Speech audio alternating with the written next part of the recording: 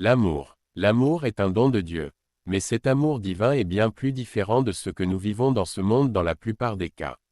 Déjà au cours de leur ministère, les serviteurs de Dieu ont fait mention de cet amour dans la Bible en posant les jalons édifiants sur le sujet. Jésus-Christ au cours de son ministère ne s'est pas trop attardé sur la question mais a laissé un commandement nouveau, Matthieu 22, 39, et voici le second, qui lui est semblable, tu aimeras ton prochain comme toi-même. Ce commandement de Jésus-Christ mettant en exergue l'atmosphère qui doit régner entre les humains sur la terre témoigne bien du sens que Dieu donne à l'amour. L'apôtre Paul revient de façon explicite sur le sujet et rappelle que cet amour tel que énoncé par Jésus-Christ est un don de Dieu que sème le Saint-Esprit dans le cœur de l'homme.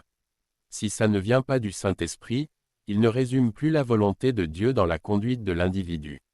Romains 5, 5, parce que l'amour de Dieu est répandu dans nos cœurs par le Saint-Esprit qui nous a été donné.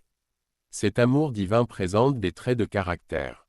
Et ceci, nous le lisons dans la première lettre de l'apôtre Paul aux Corinthiens, chapitre 13, versets 4 à 8 qui dit ceci.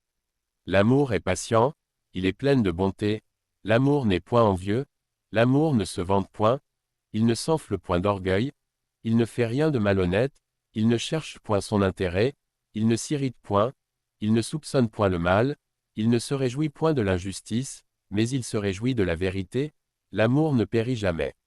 À la lecture de ce contenu, on se rend compte que c'est bien différent de ce que nous faisons dans ce monde même étant chrétiens ou soi-disant fils de Dieu. Comment donc les dons du Saint-Esprit peuvent-ils prendre considérablement place dans notre vie si nous ne conformons pas à la volonté de Dieu? Nous devons prendre au sérieux cet appel et retourner dans son contexte pour ainsi s'assurer que nous nous rapprochons de Dieu. Que Dieu illumine nos cœurs. Évangéliste Dieudonné Sognonou.